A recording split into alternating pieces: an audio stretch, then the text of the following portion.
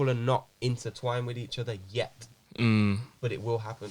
And when that happens, it's just a shutdown, innit? It's a wrap for anyone that's moving in a different pocket. You know what I'm saying? It's true, bro. Like, admire or do your own thing, which is what everyone should be doing. But at the same time, like, I'm not pushing no bad energy. I'm pushing good. It's 2020. I'm going in with 2020 vision. You know what I'm saying? I'm tapping in. Everyone's tapped in. Like the changes, even the changes that you guys have made since I've met you two, is completely different people.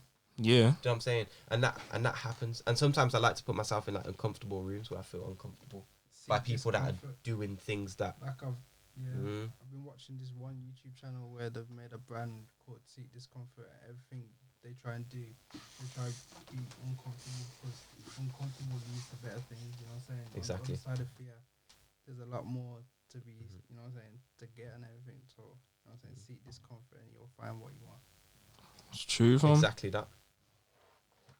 It's all true, bro. And I like the feeling of discomfort because I know I'm progressing. Like when I walk into I walked into rooms that I felt mad uncomfortable, but just not uncomfortable with the environment, uncomfortable with myself and my abilities compared to them. Yes. So it's like now I walk into those rooms, I'm on the same level, and I'm like, shit, I've come this far to get to here, right? Now we're gonna elevate. All of us are gonna elevate together. But I also want to dabble into a next uncomfortable room. It's like to be uncomfortable, like keep me on my toes because it will make me do more. You know what I'm saying? And I feel like that's with all of us. But you also have to know that when these rooms are not, when the doors are not open to go into certain rooms, to put yourself on your toes and make yourself feel uncomfortable. Whether that means watching interviews, just educating yourself to the point where you're questioning shit.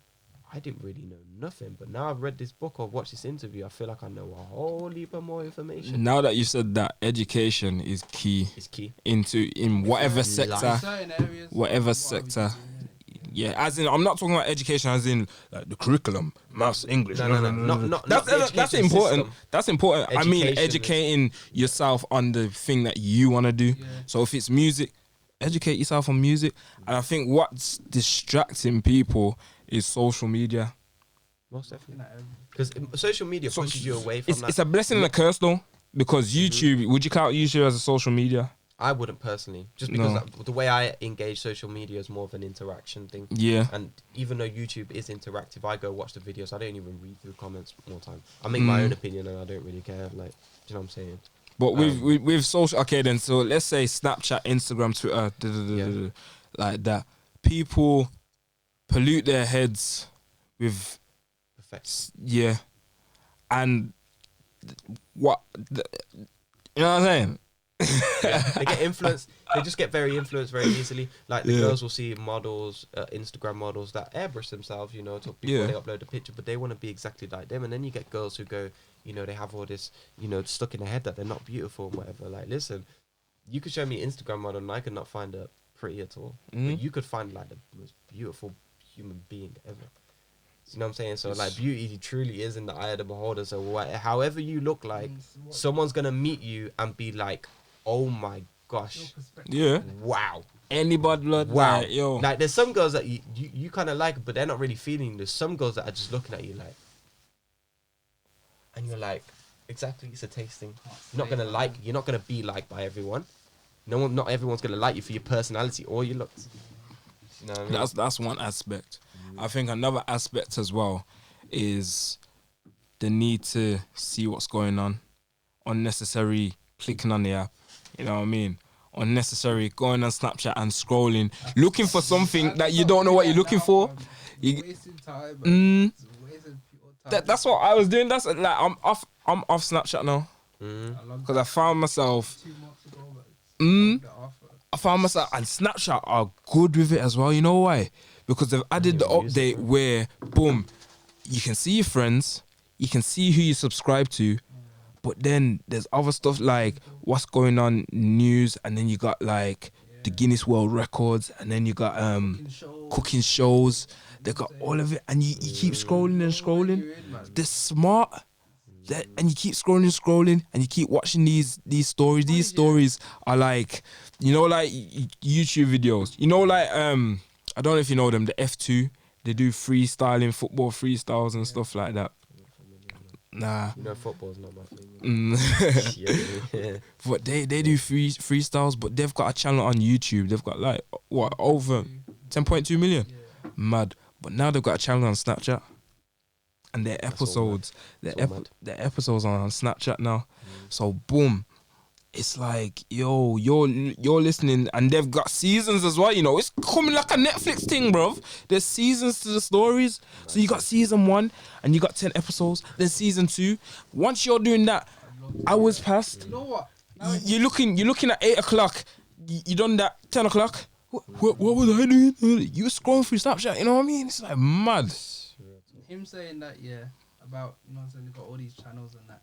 I want to research how Snapchat actually made money, because no one really knows, to be honest. It's paid ads. That's I think that feature there, you have to pay them to. Snapchat was on the file of bankruptcy. They almost had to give up on the whole thing. They had to almost close it down. But I now believe Facebook bought it. So realistically for them, they bought it as an asset. So like, just so I can have it and you're not any threat or any competition, I'm gonna just buy it. It was one of them situations. What, so Facebook have got Snapchat as well? Snapchat, WhatsApp, Twitter, and Instagram. So, sorry, not Twitter. Not Twitter yet. Big man, WhatsApp. He's got Instagram now. Facebook's taking over, bruv.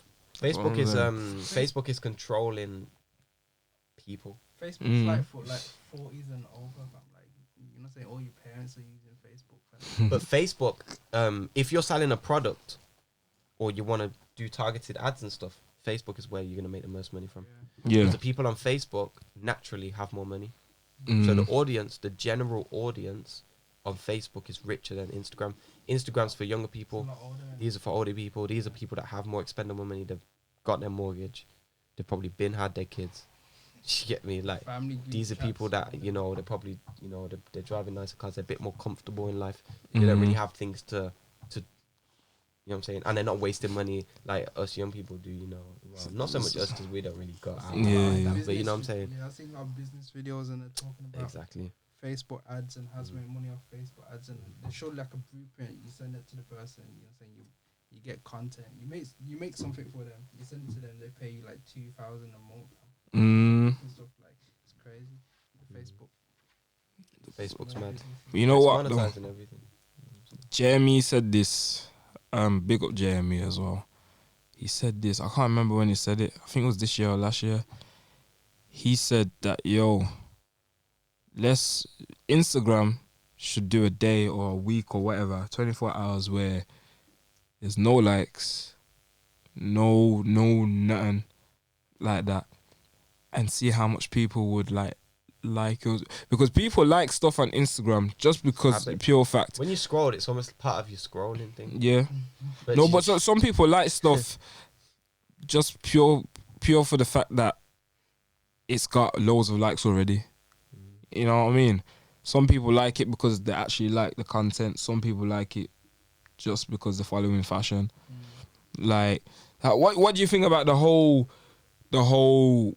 releasing music on like platforms, Spotify and that, and what do you think about that, Car? Spotify is massive. No, but do you agree with it? Like, do you agree with doing it on Spotify? Yeah.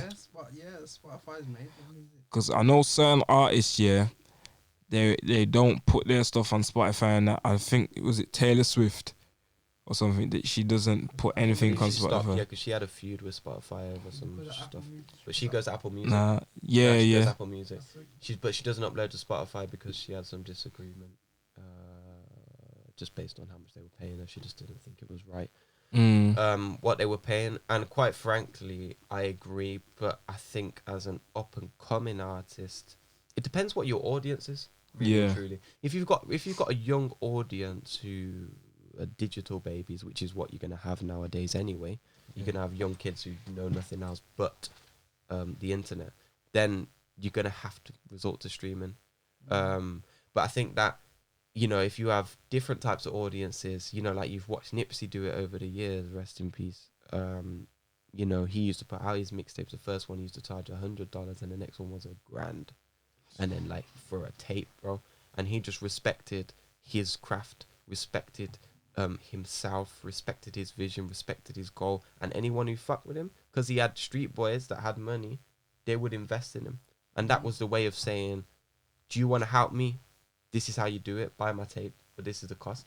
Like when Jay-Z found out about that, he bought 10 tapes.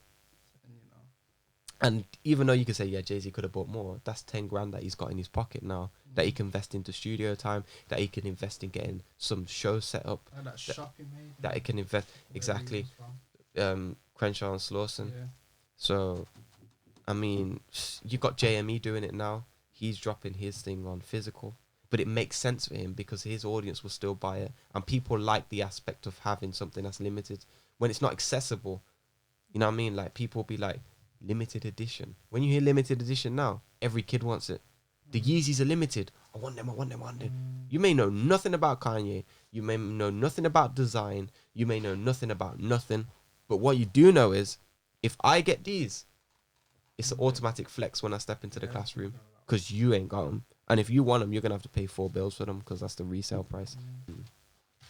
Yeah, I mean, streaming's great. I think that with the amount of traffic that they have through it, though, they should be upping how much artists are getting. You know, I think they definitely should be doing that. Like, much respect to Tidal because of what they give. There's so Per, much. like per stream, apps. per stream they're giving like a pence, right? That's Per that's stream? Tidal. Oh, On Tidal. But on Spotify, it's like a fifth of Zero that. point zero So a zero. fifth of a pence per stream. So You on hats off to Tidal? Tidal. You know what? Hats off to Jay-Z, bro. Like, can we get a round of applause for Jay-Z, please, bro? Because, bro, you see Jay-Z, yeah? Jay-Z in it. You see Jay-Z? Yeah. What's it, a pence? Jay-Z, wow, that's he deserves his own podcast, bro. Next level. Do you know what I mean? Like, I don't even think we could bring him up. I think that's too much. Like 7 businesses. What- More? What I was watching Halfcast podcast, and what JME was saying, yeah, in regards to songs, it was like, boom, you could have a hit single. I can't remember the people that were saying. You could have Michael Jackson on the hook, Justin Bieber, like the top ones, Chris Brown, on a song, a whole song. That could be a banger, you know what I mean? Banger, they release on Spotify and blah, blah, blah. And then you could have Ferdy coming fast. He makes a song, I heard that. and that's on the same level, you know what I mean?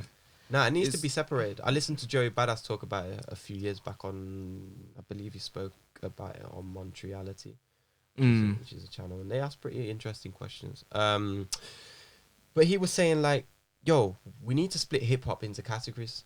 Like rock split into categories. You know, you've got your heavy ends, you got your pop rock, you got da da da, you got da da da, and in those sectors, there's leaders of that or people that you class as the leader. Yeah, You yeah. know what I'm saying?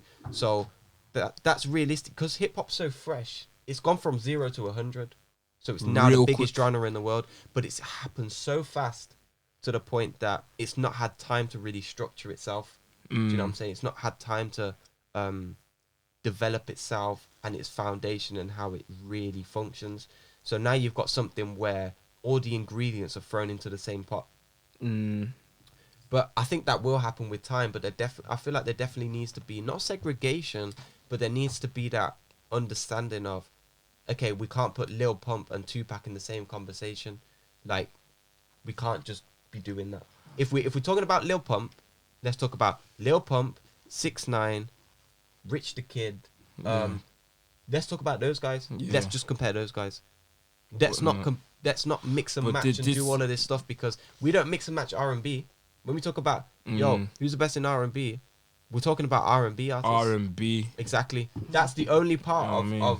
of our music that's really like has its own structure. Yeah. Do you know what I'm saying? Yeah. Because everything else, like the auto-tune wave, and it mixes in with the hype shit, with the like hints of R&B. You know, where you got Drizzy hops on his thing or like Tory. So that all of that gets mixed in. Yeah, yeah, yeah. Do you know what I'm saying? And put in the same pot. But I think like it just needs to be. People need to understand and respect the boundaries of like. You see that though? That's where I think Spotify and stuff are to blame as well. Because you see with the playlists and stuff, Yeah. this is what I'm saying. You could have a banging tune. Okay, let's say UK rappers. Let's say, let me think. Skepta, Stormzy, Gigs, I don't know, top UK rappers or they all make a tune, one tune. That will still be in the same playlist as But 30. this would be on a major scale. Like Spotify, me as using Spotify, they have very specific playlists. Do you know what I'm saying? And they do segregate. But if you're looking at like, if you're looking at charting playlists or like just what's popping, then everything's thrown in the same spot. But if you look at UK rap, you're not gonna get 30 in there. Like it's just not gonna happen. Like they are. I'm not gonna lie. Like Spotify are pretty good at administering playlists. But I do hear what you're saying. Like, and that mainly comes from the radio. That's big on the radio. So on the radio, you will have the mix and match of the parodies mixed in with like. Big shout out to Michael Dapper because he's just making mad moves. But just using that song as an example, like that would play, and then some next shit play that maybe some real street stuff. And on the radio, it's just playing in sync. Because at the end of the day, before the radio used to determine what you listen to, now you determine what the radio plays. So if they need to censor 1 in 3 words because we all like that song, they're gonna censor 1 in 3 words, and it's not even gonna be a song at that point because it's just gonna be bleeping it out every second. You know what I'm saying? So we determine what the radio plays now. Times have changed. Times have changed big time, man. So that is a problem. What you're saying, but I think that's more on a mainstream level. Not mainstream music, but on a mainstream like radio, like things that are just accessible to everyone. Yeah. Do you know what I'm saying? But when you actually go on Spotify and they break down the playlist for you, like they do it pretty well. So let me ask you this then, away from Spotify now. Still Everyone moves to Tidal, man. Listen, if you got the money, that's what I'm doing. 2020, I'm moving to Tidal. Yeah. Why? Because I respect what they do. Shout out to Ellie and Wilson with the Rap Radar podcast, and just shout out to everyone at Tidal because they're just sick human beings. Tidal. And they got their shows going. They got Jay-Z's catalog on there. They got exclusive videos. They got films on there, like hood films. Like, yo, you know them hood films that never could get licenses? Yeah, they've got them on there. They've got as on Tidal as well. Yes, they got hi-fi music. Meaning with hi-fi is 10 times the quality that you're gonna hear on Spotify. Yeah, it's remixed them. They remix and master classic hip hop albums and R&B and upload them to streaming. So if you've got a bit more money to spend, invest in Tidal. How much is it though? Yeah. But you know what? Them catalog things, they're a lot of money, you know. Catalog? Yeah, you know when people have their own catalogs. Mm-hmm. Like, what was it? Michael Jackson had the Beatles catalog. That's probably why he got, killed and that. That was one documentary. Quincy's got his. Oh. The Beatles, fam. Quincy's got him. Quincy Jones. The Beatles catalog, and obviously, I think people think that's why, the doctor must have poisoned him or something. Off topic, but do you know that Michael Jackson owns Sony's publishing? Yeah, that as well. You know what I'm saying? And it was like $1 billion. I've heard a story. White people didn't like it. I've heard a story. Does anyone know of Master P? Yeah. Nah. No Master P? Yeah. Little Romeo and all them people. Exactly. There you go. So Master P, absolute legend. He doesn't get the respect that he deserves for what he's done for himself in the game. This guy is probably one of the smartest OGs you'll ever meet in your life. He mentored Nipsey Hussle. This is what a lot of people don't know as well. That's who mentored him. And the thing with Master P, he says, my greatest investment of my life was I wanted to speak to Michael Jackson's lawyer. Yeah. So he said, okay, this is smart. How can I arrange this? Smart. By the way, Michael Jackson's lawyer is his lawyer from back then is part of the blueprint of how every artist wants their career now. He is part of that blueprint. He is part of that original foundation. And I feel wrong for talking about and not knowing his name, because I don't know his name, but I know his story. And what he did was, Master P wanted to sit down with him. Guess what it was? Just to sit down with him and have a conversation. What price? At least a mil. No, it's 30 grand. But back then, this was back. Yeah, back then. Back when. a lot of money. This yeah. was just to sit down with him and have a conversation. So he sat down and had a conversation with him and said, yo, I want a deal. I kind of don't want to be locked in. I don't want them to own my masters. No one's ever owned Master P's masters. What's the masters then? The ownership, the catalogue, the rights to the his, music. his own music. Master P, no one's ever owned his music. The only person doing that around that time was Michael Jackson. Oh, He was the only person. Michael Jackson owns his own masters and always owned his own masters. He gave the right to Quincy Jones to look after them, which is who looks after them now. But going back to that, he spent 30 grand to sit down with him, and he was the first ever artist to get an 80-20 deal. And that's what he was doing. He didn't sign a record deal. He signed a distribution deal. So what all of these men are trying to do now in 2020, he did 30 years ago. And he was the first artist to do it. And people never talk about Master P. But listen, if you want some knowledge, anyone watching this, a life-changing interview, go and watch Master P on Drink Champs with Noriega. Go and watch that interview. It will change it'll just change you. Like, genuinely, that's how deep it is. But That's Master mad, P, wow. I like stories like that, fam. Wow. And he was the first one to ever do it, and he never really gets credit. And Bout It, bro. Has anyone watched that film? About Bout It. Who's in it? He's in it, Master P. Yeah. But No Limit Records. Listen, No Limit Records. You've heard of No Limit. Nah, bro. Okay. Whoa, it turned off. Yeah, actually. My Yeah. family years for. Are you full? Oh, shit. Was it dead? It's dead now. It's dead. Yeah. Oh, carry on. Nah, but what I was just saying, like, Master P, like, No Limit Records, he's the person that got Snoop Dogg out of his deal with Death Row Records. It's hot as well. Yeah. So he was the person that got him out of that deal. Back when they wanted to kill off Snoop and everything. Basically saved his life, bro. Real talk. That's mad blood. But yeah, if we can get that camera up and then we'll continue. So I feel like only you've really said this is what I'm saying, we get too off balance, bro. I'll pass you In a good way, you know what I'm saying? But we have to cover the foundation, like Oh, I got a battery. I got a charger. You got a charger in your bag? Yeah. How did it fall off? What? Yeah, man. Yo, it's 2019. You know what I'm saying? Yeah, it's coming to an end. But that's for another podcast. You know what I'm saying? That's I for another can't one. wait for next year. Yeah, next year's gonna be a mad thing. I'm preparing for now. Preparing I'm for prepared for now, it. bro. I feel like I'm already in 2020 mindset. That's Yeah. how I feel about myself.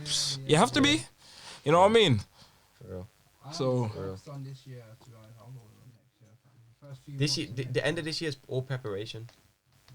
Ah, But I was preparing and it just started happening anyway. So I was like, I'll Yeah. just embrace it. there's Like, not a lot cool. of people that are doing that now, so you know what I'm saying, you want to be ahead of people. This is why man's locked off the socials for the past months now, because it's real grinding season. You know what I mean? New year, new me, but you have to start from before that. Nah, that's some bullshit, man. If you want to make a change, do it now. Yeah, Tomorrow, that's I what I'm could be saying. dead tomorrow, bro. No, like touch wood, you know what I'm saying? But like Real talk though, innit? real talk, like I could, you know, you just don't know what's gonna happen one day from another. So just do what you need to do now, yeah, and And make sure you secure that from now. do what feels right. Like do what feels right to you here. Like when you wake up and you're doing something, there's a feeling in your stomach, yeah, and you have to become in tune to it. It's not in your stomach, but it's around here. And when, Sick, man. and when you become in tune with that, and that feeling of what feels right and what feels wrong, and when it feels right, make sure you do it and do it to the full. And you know when it feels wrong, right as step well. away. Like I'm not gonna Like bring names, don't like, you know what I mean? Don't be like, if you know it's wrong, it's wrong. cut That's it what I'm off. saying. That's what I'm saying. Like I was gonna say, like even opportunities that present themselves, like I've had an opportunity or opportunities present themselves to work with people that have a bigger platform or could help me in other ways, and I've just felt wrong. And then months down the line, something's happened where they've been caught in something or a situation, You've just been glad. and I've just been like, yeah, and you just have to learn to respect it. And it may be a thing where you say no to something, right? And that becomes the best thing ever, but you wasn't supposed to be a part of that process. If it feels wrong, you weren't supposed to be a part of it. Like the you know what Raf was talking about, that interview with Russell Howard.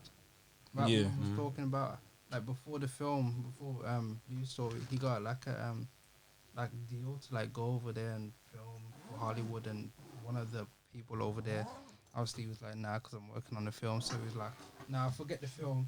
And then the guy called him back like a week later and was like, oh, you know what, I like, saying you're grinding that, so I'm gonna wait until you finish the film. Exactly. So And that's not selling yourself out. That's being like, that's what I just said to you over message the other day. Like, Rapman doesn't come to us. We go to Rapman. Yeah. And in the industry right now, that's what you want to be. Because you know what it is? This is what I keep on saying to people as well. Like, if you're going to come to a table, be an asset, bring food to the table. If you're going to come to a table empty-handed, you're expendable. thrown out. Get you out of the room, bro. Even if I get along with you, come to the table as an asset. Come to the table with something that they don't have, that they need, that they want, that they're looking for. That's what my dad talks about. Be an asset. Like, be an ingredient, yeah. Without flour, you can't make cake, bro. Be flour. Do you get me? You know what I'm saying, though? Be flour. Be sugar. You get me? Don't be the sprinkles on top, because you know them sprinkles. Yeah, I can eat the cake without the sprinkles, bro. Them pretty sprinkles, you know. I can be the sprinkles, and I can still eat the cake without the sprinkles, bro. Without the flour, there is no cake. I said, don't be the decoration, be the foundation. Do you know what you want to be as well? Even more important than that, you do want to be the flour. But you know what you want to be as well? You want to be the oven, bro. You want to be the heat. You don't want to be the oven. Yeah. I'm more the oven in my place because I'm on the business side. So I'm not a creative. I'm not really rapping. I'm not doing any of that. But I view myself as the oven, as you're the maker. The ingredients there, and I'm the one that will put it in the right place and cook it, bro. I'm the person that wants to cook it. You're the person that will make it rise. You will make it rise, my brother. It gets burned off, it doesn't even cook out. Yeah, you are the person that determines how that person is going to look, how that product is going to look. Exactly. And that's how I see myself. So I've just come up with this analogy on the spot, but it goes back to that. Don't be the sprinkles on top, bro. Because if you're the sprinkles on top, yeah, I've done baked the cake, made the mix. I've done all of that already. You're just an extra topping, bro. Flour. And without you, without the topping, I'm eating the cake regardless, bro. Because man's hungry. Yeah, you get me? So I saw one another analogy on Link Up TV's Instagram, where it's two people they're digging for a diamond. One person finds the diamond and goes to the other person and like, yo, there's no point you digging the diamond now. So then he's gone off, and then that other geezer now, he's given up.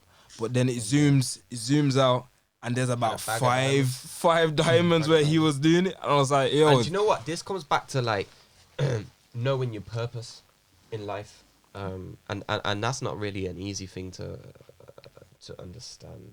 Maybe when you're young, or maybe when you haven't been through certain things that have made you question, like, what's my purpose in life? But as advice to do that, like, break it back down to basics. As human beings, we like to overcomplicate stuff, and everything really comes back down to basics. So bring everything back down to basics and think on a daily, whether you're lost in life. Like, I talk to some people sometimes, they're like, yeah, I just don't know what my passion is, though. Like, I just don't know. I don't know. I don't understand it. And I'm like, what is something you do every day that makes you happy? So my friends don't even know what they like. And it's sad. But name something that you do every day that makes you happy. What makes you happy? Well, I like him now. Yeah. Oh, music, music, gym. See, we know because we're doing it. What about you? YouTube, but what part of YouTube that makes you like? Making people smile. Get me? Exactly. So that automatically you've picked up on a trait that you're passionate about. And that's caring for people, because you want to make them smile in case they've got something going on. You want to brighten up their day, right? So that's already a trait about you. Nurture that trait. What can you do with that trait? You can go be a carer. You can go and do videos. You can go and offer to volunteer at schools. You can go and do this. You can go and do that. Now you're filling in for a purpose that's bigger than yourself, because you could say something to a kid now, And that could be a life lesson for them their whole life. You could be dead and gone, bro. They're still going to remember exactly what you said to you. So you're filling in for something that's bigger than yourself, and you're nurturing the youth. Because they're the next in line, bro. If we don't nurture them properly, what's going to happen? You know what There's I going to be mean? no people left to nurture people, or very few. I watched a lot of business videos, and many of the billionaires are talking about, I'm saying, don't look at the business, look at the customers, you know what I'm saying, look at the people that you're serving to, you know what I'm saying, think about what their needs are, you know what I'm saying. So when you're saying about, you know what I'm saying, how you gonna put yourself out there, I want to make people smile, so you know what I'm saying, I'm gonna provide that for people, you know what I'm saying. Don't be thinking about, oh yeah, this is that, you know what I'm saying, because they're the ones that are supporting you, to be honest. Exactly. You know what though? I agree with that. And obviously, man goes church as well. You know what I'm saying? And my brethren, she sent me this video, and she said the video was like, yo, the most happiest people in the world are the ones that want to make others happy. If you get what I'm saying, so the ones that give to others They're vessels, rather bro. than be selfish and keep to themselves. Because Vessel. you could have £1,000,000. I could give you £1,000,000 today. You know what I mean? You'll be happy for a minute. You know what I mean? You'll be buying that, but everything comes to an end. You know what I mean? Even £1,000,000 comes to an end. Exactly. Run out. And It's like, not even if it comes to an end. Maybe you're a savvy businessman. You know how to re-secure the bag, invest it, and do whatever. But that it's just, you know what I mean? So it's the mindset. It's all about mindset, man. You have to have a positive mindset during everything. And the thing is, the what you said about purpose, yeah, is a good point. I think people they make a cloud around your purpose. So say like you just said making people smile, YouTube, or you know what I mean. There's gonna be people that are gonna cloud that and say, yeah, but like YouTube, everyone does that. Like, what you ain't gonna like make it big. You know what I mean? People cloud it, and that's where people get confused as well. Even with the music thing, people cloud it. Even with like me and Raf, you know what I mean? Wait, I've had clouds. I swear I heard something like this today, you know. I'm not too sure. I can't remember. But I'm sure cloudiness or something like that. Carry on. But people cloud it. That's the perfect word. They cloud it, and it's misty, so you can't see it. But you're supposed to do it, but you can't see it, and that's why. And you ain't got faith. Yeah, TD Jakes was talking about it. Yeah. TD Jakes was talking about it stuff. Mad thing. No, actually, was it? No, it was a channel called Transformation Church, and they were talking about cloudy faith. And I was like, That's it, bro. faith is so like believing in yourself, man. Believing. faith. I've only started to learn the concept behind faith due to manifestation. Strong. And like the key to manifestation truly is faith, but faith is so hard to understand when you don't get it. Like I always question why my mum's a Christian. Both sides of my family, they're all Christians, and I'm not. You know what I'm saying? I won't go to church or anything. I consider myself very spiritual, and I believe in God, and I believe in a higher purpose. I believe in a higher energy. I believe in that, and I believe that through whatever religion or whatever you do, you're still praying for the same thing, and that's for energy. You're praying for someone. You're thanking. You're putting out thankful energy, and you want to reciprocate. Yeah. You know, you're praying that this person heals. This person does well. You're praying for that energy to go towards them and embrace them. So for me, regardless of what religion or background or what you believe in, I believe that you still wanting the same thing. Yeah. So I respect anyone that's anything other different, but I always question, like, how can you believe in something so, like, to the point where I'd be like, yeah, but you're not understanding that this is, and back then I was a bit more ignorant about it. So, and she'd start crying, like, that's how she truly felt about it, like passionate about it, and I'm like, okay. And I never really understood it. And when I started doing this music thing, and I started believing, and I started seeing what my higher purpose was, what my purpose was in life, and that I'm believing in that, and the people that are around me, I began to understand the feeling of belief. Mm. Because before that, I didn't understand what it was. Strong. And now when someone says that they believe in something, I can see that they believe it. I'll never question it, whether I agree with it or not. Because that feeling, that it's not a mindset. It's not a mindset. Different levels. It's not a mindset. It's not something you can control. It's not something da da da da da. It's so deep that I just don't question it anymore. You say you believe in that, I respect you, and I know what it feels like to believe in something. So now I understand you.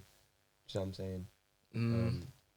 But also manifesting, like that manifestation, bro, is so important. So important. Like, remember when I said like, yo, this week's gonna be a good week. Yeah. Do you remember that? I was like, I said to him, like, we met up, I was like, yo, this week's gonna be a good week, bro. Like, I genuinely feel like things are gonna happen this week. Things happen that week.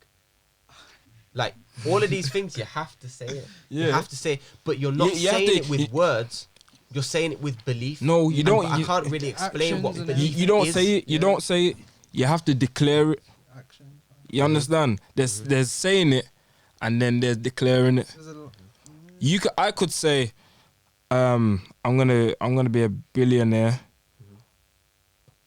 Like I'm saying that now. I'm saying it, but really and truly, I don't believe that now. Exactly. You get me? But it's all a part of the process. So when you progress, you'll start seeing other things. Like, you can only you also have to respect where you're at now in life and how far you've progressed and what's within your range and what's within your realm. So you can only manifest what's in your realm. If you want to level up, you need to level from here, and then that transpires to everything else. So as much as you can work on your craft, on putting out this music, whatever, you need to work on what's inside of you. Yeah. Because without that, you have to work on your energy. You have to tune yourself to a certain frequency. You have to do all of that stuff. And an amazing example I can use of that is Travis Scott, bro. Wow. When I saw him live, mind controlling. Like, if he says go left, yeah, everyone's going left. Everyone's going left. And do you know what that is? That's he's put out through his music, through sound, through his presence, through everything. His energy is, we're in Astro World right now. We are partying. We are loving life. We are doing this. We are doing that. The feeling of it when you're there. Bar, I almost died, yeah. Got crushed, yeah. But bar that. Listen. The energy, bro. When he looks at you, yeah. When you clock him, bro. Nothing I've ever seen in my life. And I've seen quite a few people perform. But that. He looked at you. It felt like it. He may have not been. This is what I'm saying. No, he doesn't have to look at you. The energy that he's giving out while performing, it's so powerful. His source of energy is so powerful that it's hitting everyone. He doesn't have to look at you because that energy. So when he pushes it out, it's going in a V shape. I have to watch Travis. So anyone who's in that realm. I mean, you seen the documentary? Wow. Nah, you ain't seen it. On Amazing Netflix. stuff, man. Travis Scott. Travis Scott. Mad thing. What's it about? Him, just Travis Scott. Oh, his life. Documentary, bro. When I say he gets people, I've never seen it in my life, bro. He gets people on the stage to crowd surf, like full on jumping off the stage, you know. Bro. And you know what? The fans that he has, they're loyal and they're all like supportive for him. Like, it's a thing where everyone will support you, like hold you up and everything like that. And it's mad. I was thinking, yo, blood. I was like, nah, not me. I'm not doing that.